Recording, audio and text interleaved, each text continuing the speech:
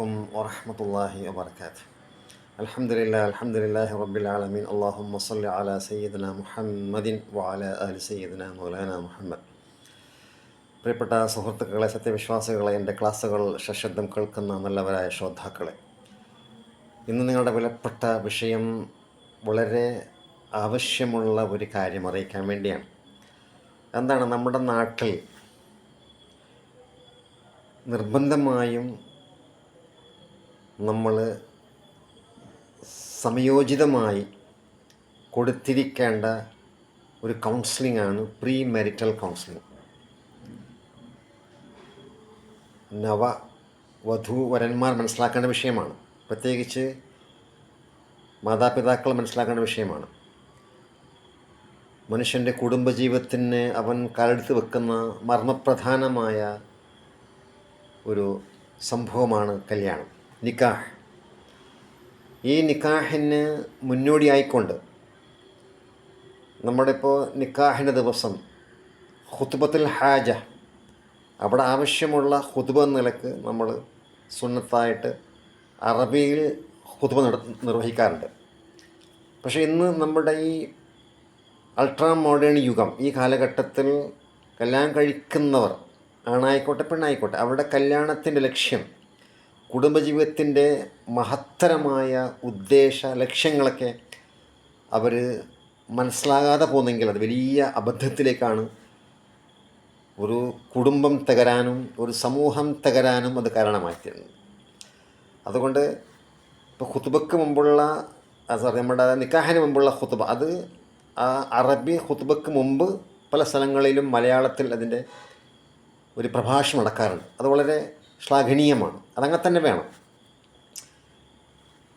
ഖുത്ബയ്ക്ക് മുമ്പ് മലയാളത്തിൽ വധൂവരന്മാർക്കും മറ്റ് അവിടെ ഉള്ള ഓഡിയൻസിനും അത് വളരെ ഉപകാരപ്രദമാകുന്നുണ്ട്.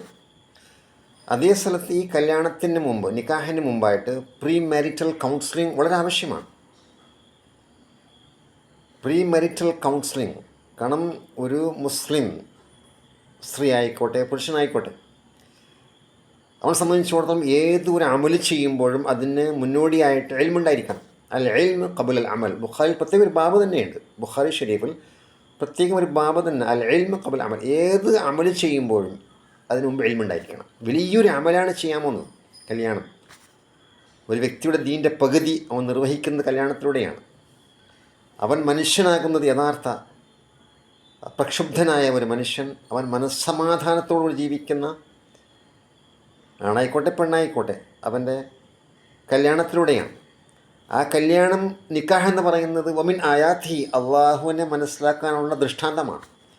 ഖുർആനിൽ 11ഓളം സ്ഥലങ്ങൾ വമിൻ ആയാത്തി എന്ന് പറഞ്ഞതിൽ സൂറത്തുൽ റൂമിൽ 7 പ്രാവശ്യം വമിൻ ആയാത്തി എന്ന് പറഞ്ഞുകൊണ്ട് അള്ളാഹുവിൻ്റെ ദൃഷ്ടാന്തം, അള്ളാഹുവിനെ മനസ്സിലാക്കൽ, തൗഹീദിൻ്റെ ഭാഗം, ഈമാൻ്റെ ഭാഗം. അപ്പം അതിൽ പ്രത്യേകം പറഞ്ഞു മിൻ ആയാത്തിഹി അൻ ഖലഖലക്കും മിൻ അൻഫുസിക്കും അസ്വാജൻ ലിതസ്കുനു ഇലൈഹ.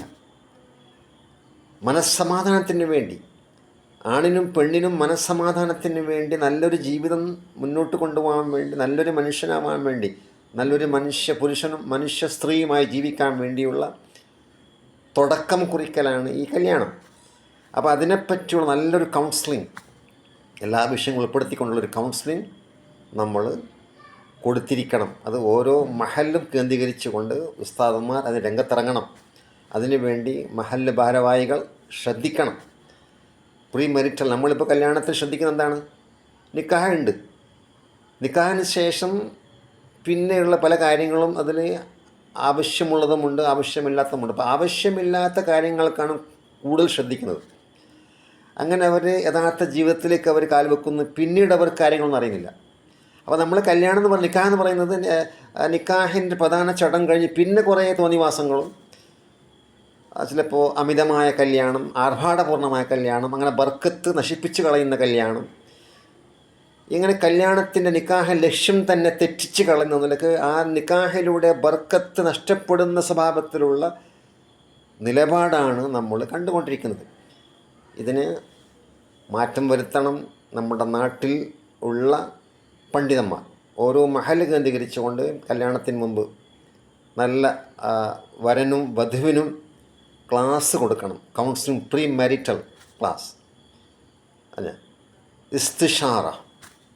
ഇസ്തിഷാറ അനി നിക്കാഹ്, അല്ലേ? നിക്കാഹിനെ പറ്റിയുള്ള എന്താണ് നിക്കാഹ്, എന്താണ് ജീവിതം, അതിനെപ്പറ്റിയുള്ള നല്ലൊരു അതിലെല്ലാ വിഷയവും ഉൾപ്പെടുത്തിക്കൊണ്ടുള്ള ക്ലാസ് കൊടുത്തിരിക്കണം. അതാണ് പ്രീ മെരിറ്റൽ കൗൺസിലിംഗ്. ഇൻഷാ അല്ലാഹ് എല്ലാവരും ശ്രദ്ധിക്കുക. കഴിവിൻ്റെ പരമാവധി നടപ്പിലാക്കേണ്ട സ്ഥലത്ത് ഇത് നടപ്പിലാക്കാൻ നമ്മൾ ആ വിഷയത്തിൽ ബോധവാന്മാരായിരിക്കും. അതാണ് നമ്മുടെ ക്ലാസ്സിൻ്റെ ലക്ഷ്യം. ഇൻഷാ അല്ലാഹ്. അസ്സലാമു അലൈക്കും വറഹ്മത്തുള്ളാഹി വബറകാതുഹു.